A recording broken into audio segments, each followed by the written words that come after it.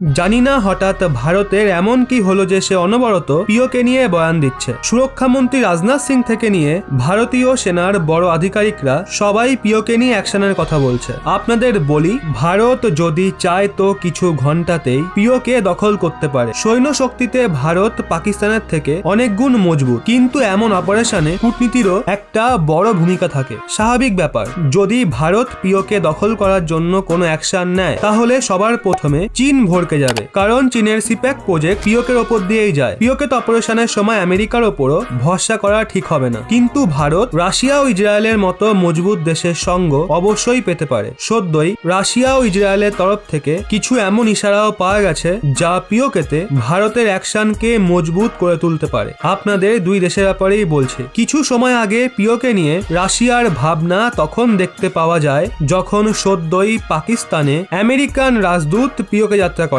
আর সেটাকে স্বাধীন কাশ্মীর বলে সম্বোধন করে। আমেরিকার এই বয়ান শুনে ভারত রেগে গেছিল, কিন্তু ওই সময় রাশিয়ার তরফ থেকে কিছু এমন হয় যা আমেরিকার জন্য ইশারা ছিল।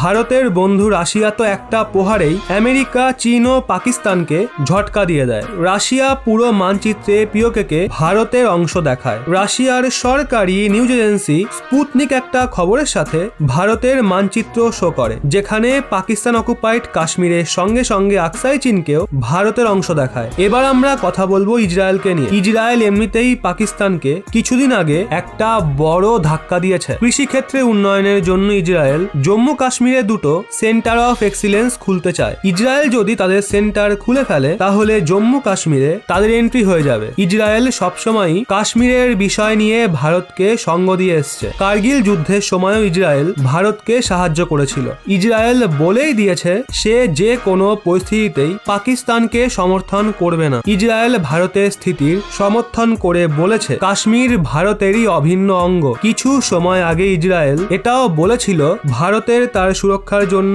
যা কিছুই দরকার হবে ইসরায়েল তাদের সেটা দেবে। ইসরায়েল আগে আরো বলে, জঙ্গিবাদের বিরুদ্ধে নিজেদের সুরক্ষা প্রদান করার জন্যই আমরা এখানে ভারতের সঙ্গে রয়েছি। তো বন্ধুরা, কাশ্মীরের মামলায় কাকে বেশি ভরসাযোগ্য বলে আপনার মনে হয়, রাশিয়া নাকি ইসরায়েল, এবং কেন? নিচে কমেন্টে দয়া করে আপনাদের মূল্যবান যুক্তি দিন। আর এরকমই লেটেস্ট ইনফরমেটিভ ভিডিও পেতে অবশ্যই সাবস্ক্রাইব করুন রহস্য বাংলা।